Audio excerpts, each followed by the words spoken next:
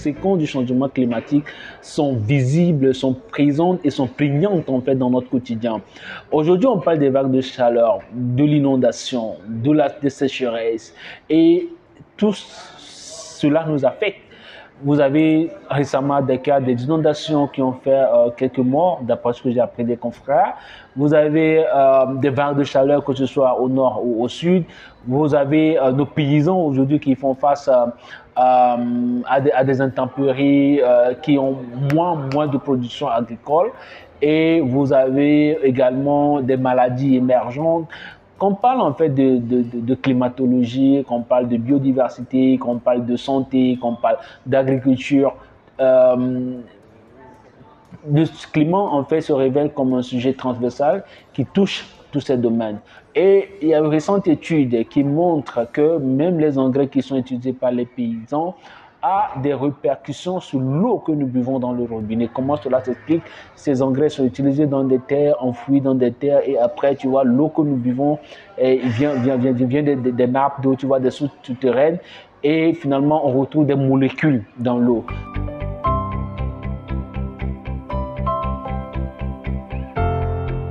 J'encourage les médias, ou sinon je les invite à embaucher plus de journalistes scientifiques.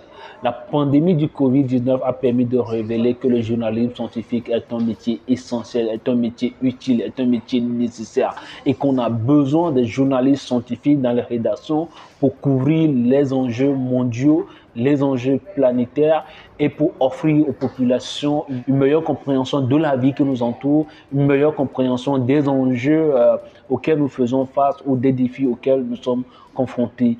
Nous avons vu les journalistes qui n'ont aucun bagage en sciences ou qui n'ont jamais couvert la santé. Ils ont travaillé, je ne dirais pas qu'ils ont mal couvert la COVID-19, mais il y a eu beaucoup d'inexactitudes dans la façon dont les journalistes ont fait le reportage.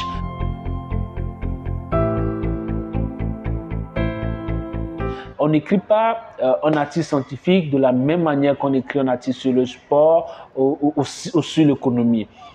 L'équilibre scientifique, comment on lit une étude scientifique, comment on traite un sujet scientifique, comment on la rend accessible au public. Tout ça demande des compétences scientifiques et il faut encourager les rédactions à embaucher des journalistes scientifiques et ne pas attendre de couvrir le climat que lorsqu'il y a par exemple de l'inondation, lorsqu'il y a par exemple la COP, lorsqu'il y a la COP ou des catastrophes naturelles.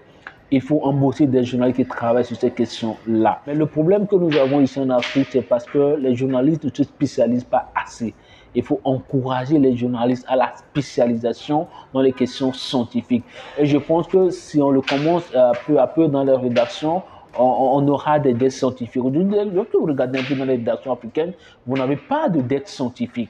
Vous avez des dettes pour le sport, vous avez des dettes pour l'économie, vous avez des dettes pour la culture, mais pas de dettes scientifiques. Mais la pandémie nous révèle qu'on a besoin davantage de journalistes scientifiques.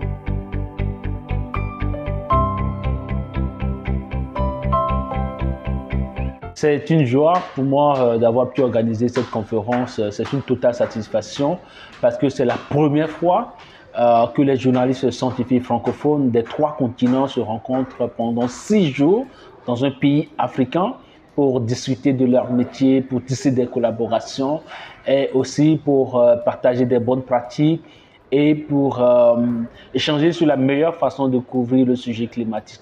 C'est la première fois également que cette conférence est soutenue par des pays francophones, la France, la Suisse et le Québec. Et c'est la première fois également que des journalistes se rencontrent après la pandémie du Covid-19, puisque pendant les 2 années du Covid-19, nous avons été bousculés. On avait déjà le projet d'organiser une conférence des journalistes scientifiques francophones, mais la pandémie est arrivée, les activités ont été paralysées, et maintenant, après la pandémie, on se rencontre finalement, non plus pour discuter de la question de la pandémie du Covid-19, mais pour discuter d'une autre crise majeure, la crise climatique.